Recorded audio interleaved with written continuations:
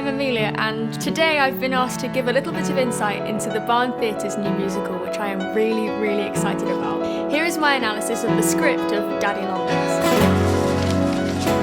The show opens with the words, "A perfectly awful day." She's talking about all the things she has to do, all the chores she has to do. It says Jerusha, an 18-year-old girl. Even though she is an adult, all she is to herself is the oldest orphan, because that's all anyone's ever told her that she is. I guess she doesn't really know where she stands in society at this point. But the headlights in the driveway cast a shadow. The shadow makes her laugh. That is the first message of positivity we get. A man has offered to educate her and take her to university. She has a load of rules to follow. Miss Abbott must write a letter of acknowledgement to Mr. Smith once a month. Mr. Smith will never answer Miss Abbott's letters nor pay the slightest notice of it. He's never going to reply. He will never be anything but Mr. Smith. That finality sets you up for something so exciting. At this point, Mr. Smith is just a silhouette. You can't see his face yet. He comes out of the shadows for the first time and we see him for what he really is, even though Jerusha still has no idea. He finds it funny that she thinks that he is an old man when clearly he's not. She creates this character of Daddy Longlegs. His real identity is a young man called Jervis. At this point he's so depressed. Maybe he feels like he doesn't deserve to develop his character and therefore hides himself away. After she's gone to the university, she starts to say, I feel like I belong to somebody now, a kind of family. She begins to find herself just through this tiny contact she has with this one person, even though she knows nothing about him. As she's got that base layer of her personality, she can start to put on top of it all her aspirations and all of these amazing things that she wants to do with her life that she never could before. She's not confined to this box anymore, and she's not just the oldest orphan. She's finding out the importance of herself, just like Jervis is, through the opportunities that they've given each other. He's literally witnessing her character building. She signed the last letter. I send you my love.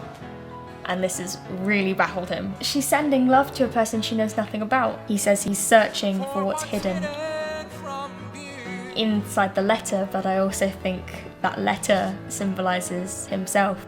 And I think that's really become his motive to want to meet her and want to get to know her more. Once I gave to those in need. Now I'm in need of you.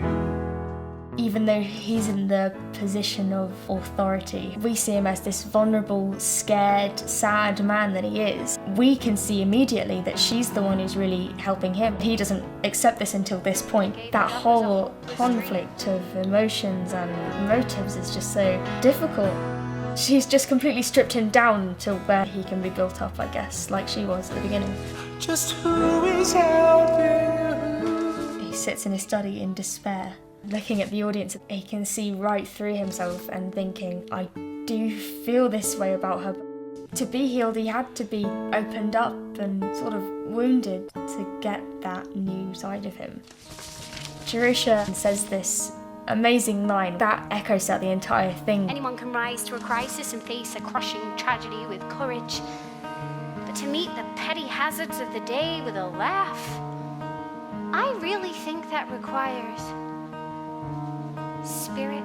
It takes spirit to live the way that she does, not giving up and losing yourself like Jervis wanted to, with that finality from the beginning, and then finding that new way of living. The story is so much deeper than people may initially think. There's so much more about personal journeys. People have always had things that they didn't know about themselves that they found because of someone or because of an opportunity that someone gave them. That message, I think, is just so important. You can help people through being yourself and finding some sort of life within you that you didn't even know was there. And yeah, I think that's about what I want to say.